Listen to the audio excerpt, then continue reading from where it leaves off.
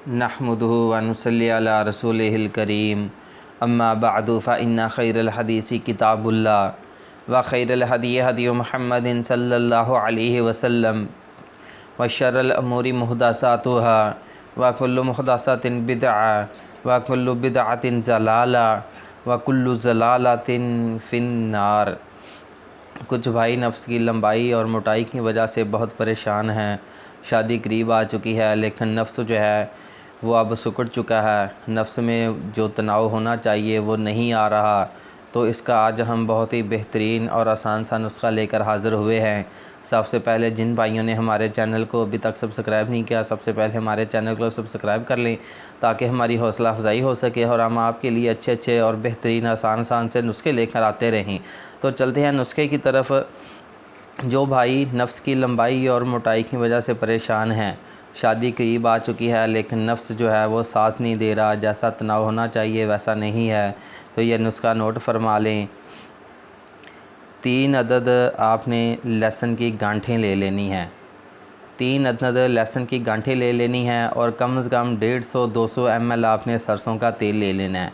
इसको पतीली पर रख लेना है। सरसों का तेल पतीली के अंदर डाल देना है और 3-4 गांठें भी उसके अंदर डाल देनी हैं। उसको पकाना शुरू कर देना है।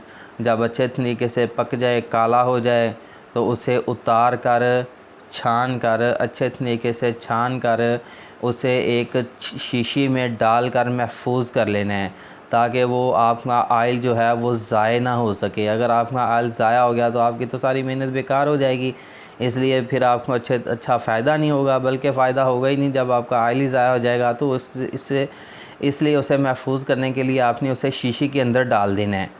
उसका इस्तेमाल कैसे करना है, आपने डेली इतने कतरे डालने हैं कि आपका नफ्स जो है वो अच्छे तरीके से गीला हो जाए। उसके बाद आपने उसकी हल्की हल्की मालिश करनी है।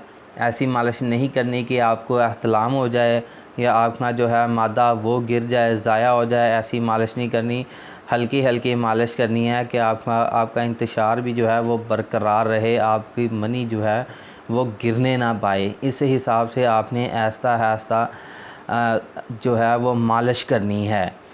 तो यकीन करें आपका नफ्स बहुत ही नाकाबिल यकीन हद तक सख्त हो जाएगा। तो ये अरबी मर्द जो हैं नफ्स की लंबाई और मोटाई के लिए भी यही नुस्खा इस्तेमाल करते थे। इसके अलावा उनके पास और कोई नुस्खा नहीं है, वो भी ये देसी नुस्खे ही अपनाते हैं, आजमाते हैं, जिसकी वजह से उनके नफ्स की लंबाई और मोटाई बढ़ जाती है।